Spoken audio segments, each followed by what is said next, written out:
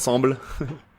Déjà, c'est notre cri de guerre. Je pense que ça résume bien notre équipe aussi, surtout celle de l'équipe de France où on se considère comme une famille, on est plus que des copains. On a vécu des choses que même avec notre propre famille, on n'a pas vécu. Je pense notamment au jeu et c'est des moments qui nous lient à jamais. Ça résume bien ce qu'on est entre nous, je trouve, notre équipe, ce qu'elle dégage. C'est vrai que je pense que sans ça, on serait même pas vraiment performant non plus. C'est un truc qui s'entretient sur le terrain, en dehors, en stage, et même quand on est en club où on va s'écrire des petits mots, des trucs comme ça. Et je trouve que ça, c'est sympa, des joyeux anniversaires, tout se passe bien, des trucs en individuel, machin. C'est hyper important d'avoir une espèce de petit feu qui nous anime dans l'équipe. Et s'il y a pas cette flamme, s'il y a pas ce feu dans l'équipe et cette idée de me dire je vais en mission avec les potes et je vais au combat, tu vas pas faire de résultat. Je le vois de cette manière-là et c'est l'équipe qui va créer un résultat et tu peux pas faire tout seul.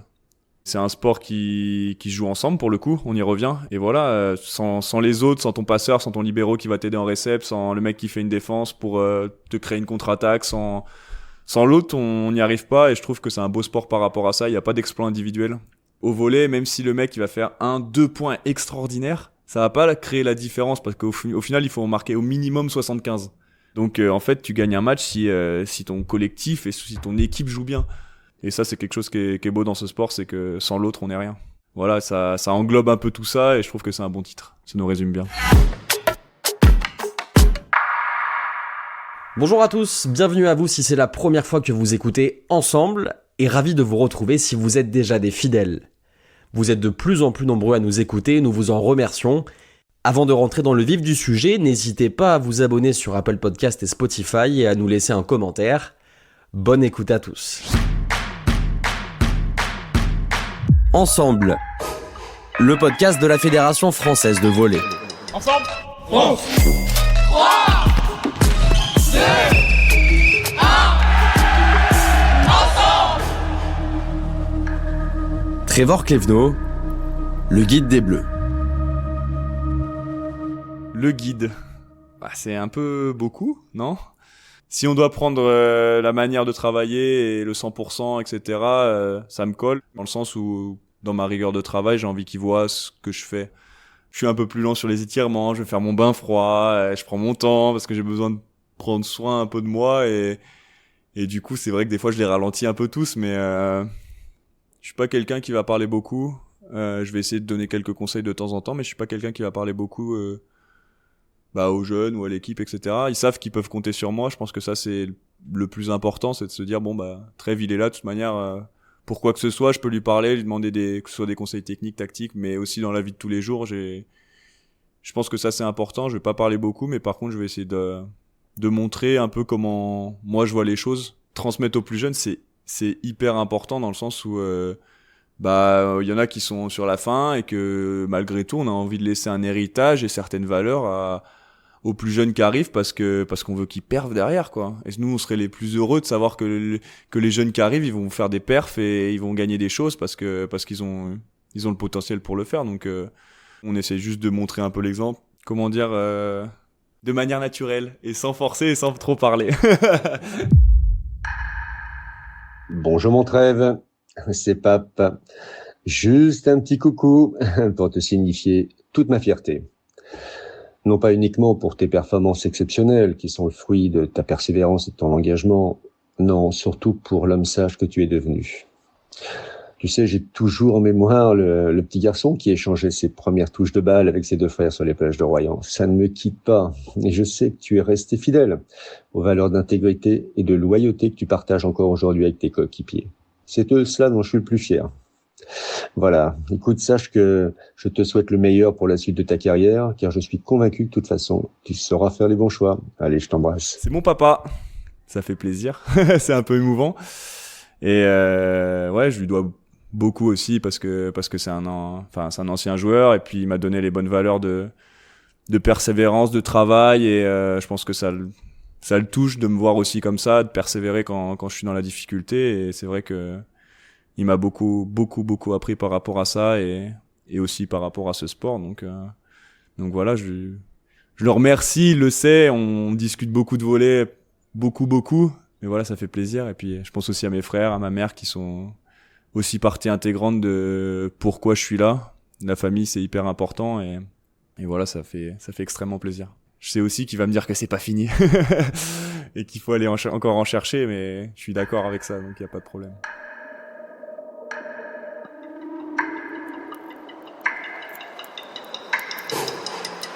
Mon père ne m'a pas inscrit au volley. Et c'est vrai, je faisais du foot. Je faisais beaucoup de foot et de tennis. J'avais, je crois, 13 ans, quelque chose comme ça. Et ça se passe pas bien du tout avec mon club de foot. Et en cours de saison, je pense vers le mois de mars, avril, quelque chose comme ça, je dis j'en ai marre, j'arrête, je veux plus y retourner. Ça me plaît pas, etc. Ce club, je me sens pas bien. Ce qui peut arriver dans un groupe, etc.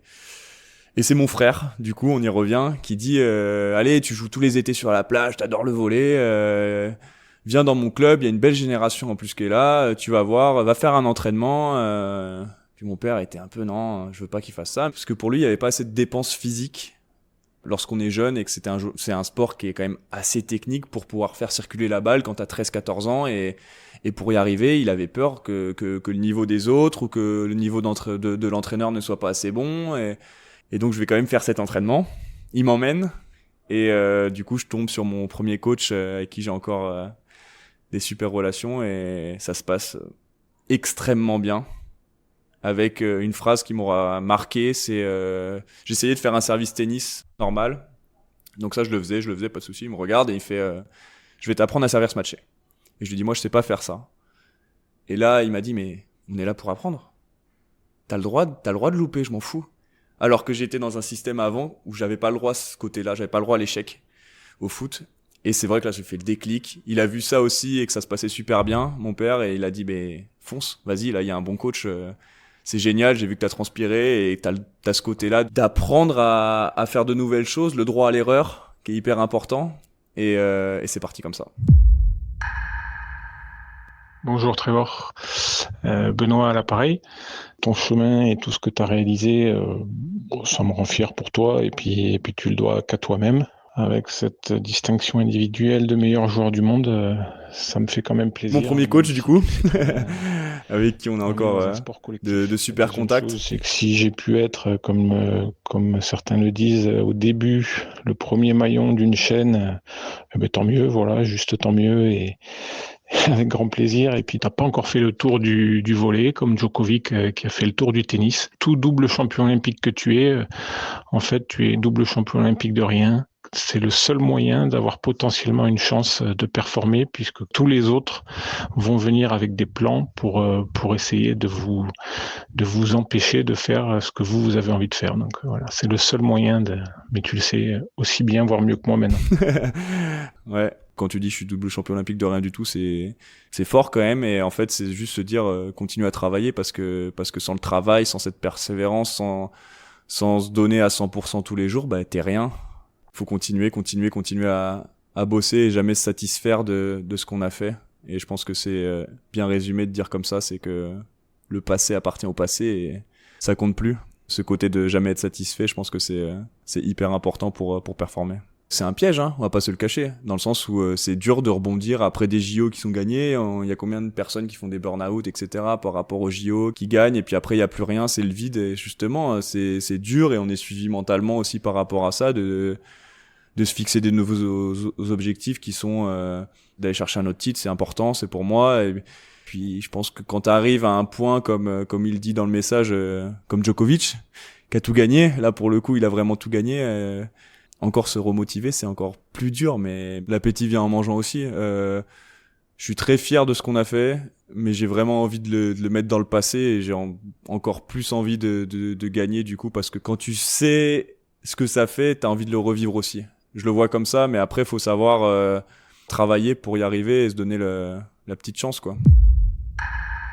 Meilleur joueur du monde. Je sais pas comment l'expliquer, c'est quelque chose qui m'a touché, bien évidemment. J'ai trouvé ça hyper flatteur et j'ai été content de le vivre et etc. qu'on m'ait élu meilleur joueur du monde, mais sans les copains, y a rien. Sans ce tie-break qu'on gagne contre l'Allemagne, y a rien non plus. Ça, pour moi, ça existe pas vraiment. Il y a des joueurs qui sont performants, qui vont réussir à faire un peu la différence. Peut-être que j'ai réussi à le faire en 2024, mais pour moi, on a été la meilleure équipe du monde en 2024. Voilà, ça pour moi c'est le plus important. On a gagné les 2 titres qu'il y avait à prendre. Je préfère être 1000 fois champion olympique que d'avoir ça. Le fait de faire double, ça a un peu marqué le truc. Mais il y a plein d'autres équipes dans le sport français qui a fait des exploits. Le hand, ils ont fait quelque chose qui est impressionnant. Les championnats du monde, JO, plein de fois, championnats d'Europe, etc. Mais le fait de nous comparer à eux, c'est déjà un peu... c'est beau, quoi. Nous, on est là, on les regardait... les Karabatic, c'est des idoles, je les kiffe, j'aimerais trop vivre ce qu'ils vivent, et puis en fait on l'a vécu un peu, et voilà, donc pourquoi pas rêver encore plus, hein, et aller chercher un triplé. On serait la première équipe à le faire.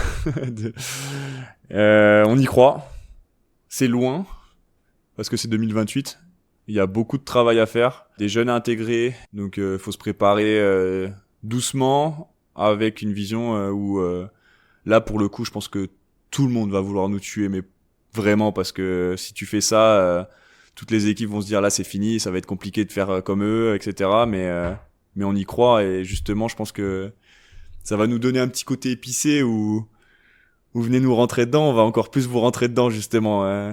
Si on n'a pas ce truc-là, ce feu en nous, ça va être compliqué, mais en tout cas, je pense qu'il y a une belle génération qui arrive pour performer là-bas, et on fera tout pour que ça se passe, mais étape par étape. On va se concentrer sur le jeu.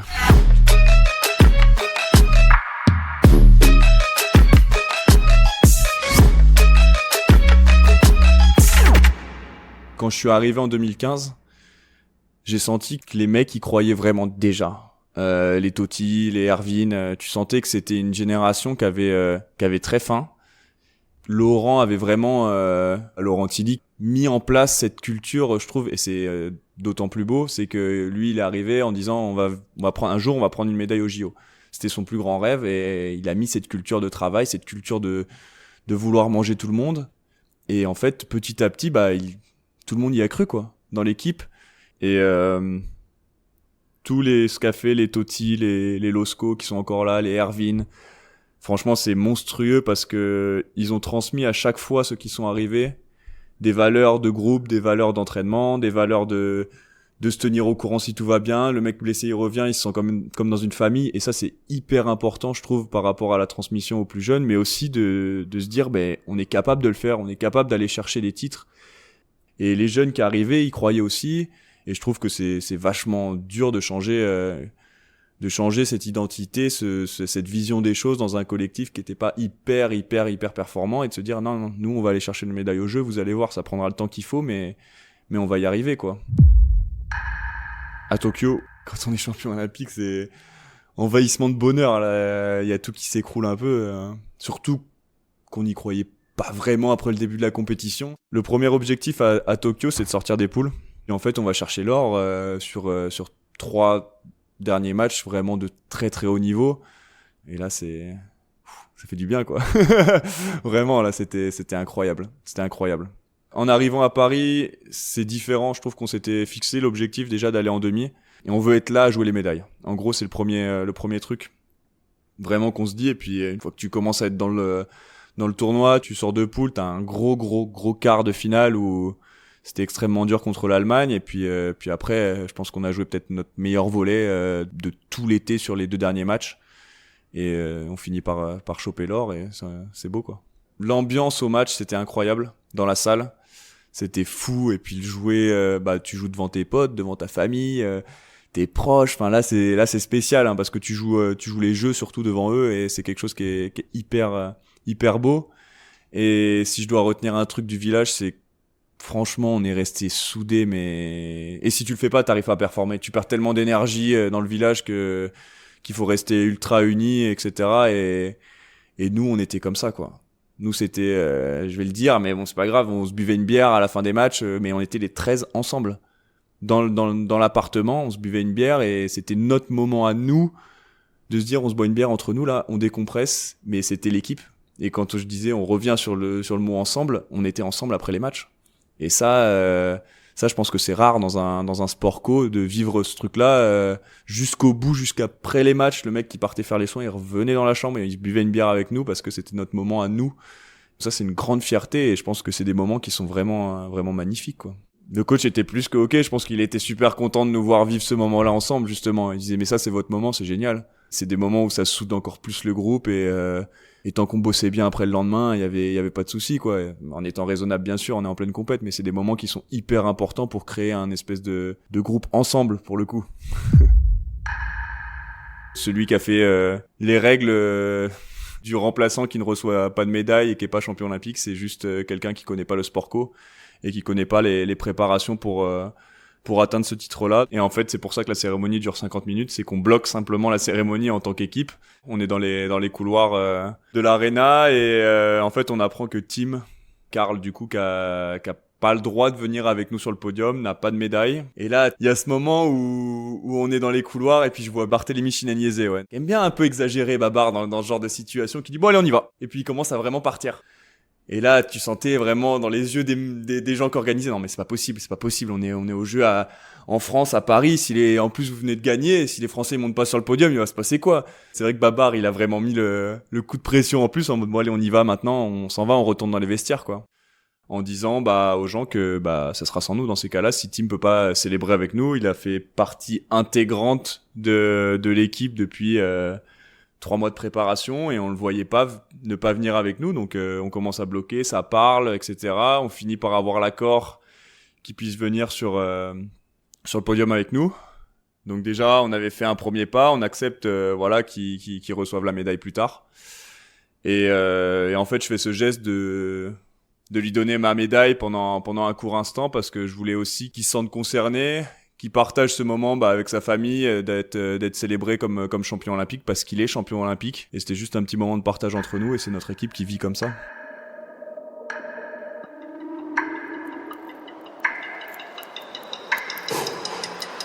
Coucou mon pote, j'espère que tu vas bien. C'est Valentin Rongier, joueur rennais maintenant, il a quitté Marseille. Les tournois de foot où notre équipe était imbattable avec toi derrière, la sentinelle, la tour de contrôle et moi devant parce que oui à l'époque, je sais pas si tu te rappelles mais j'étais plus porté vers l'attaque. Et il faisait tout seul pour le coup là, on parlait de sport co, c'est vrai que tu lui donnais la balle, il était déjà au-dessus. Bon, après t'as choisi le volley, t'as eu ce luxe de pouvoir choisir entre les deux. Moi-même, avec toute la meilleure volonté du monde, j'aurais pas pu. Mais en tout cas, je suis fier de ce que t'es devenu. Je suis très content de t'avoir vu l'été dernier aussi, après tous ces titres, pour te féliciter de vive voix. J'ai hâte de te revoir. En tout cas, je te souhaite tout le meilleur. Tu sais tout ce que je pense de toi. Prends soin de toi, mon petit pote. Bonne saison, et puis à bientôt. Valentin Rongier.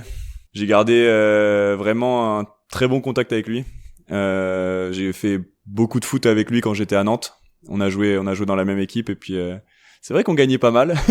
C'est vrai qu'on a passé des super moments, c'est un super gars, vraiment une super personne et on a gardé de très bons contacts et je suis vraiment trop content pour lui de la carrière qu'il fait et c'est génial, j'espère qu'un jour il touchera ce luxe d'être appelé en équipe de France et voilà, on a longuement discuté l'été dernier du sport en général et de l'état d'esprit et c'est vrai qu'en fait on se rejoint sur beaucoup de choses et on a les mêmes valeurs de travail, etc. parce que il a eu beaucoup de blessures quand il était jeune aussi et c'est vrai qu'il s'en est toujours sorti en luttant avec sa résilience donc voilà, je suis content et je suis très heureux pour lui de la carrière et de la personne que c'est parce que c'est un mec en or.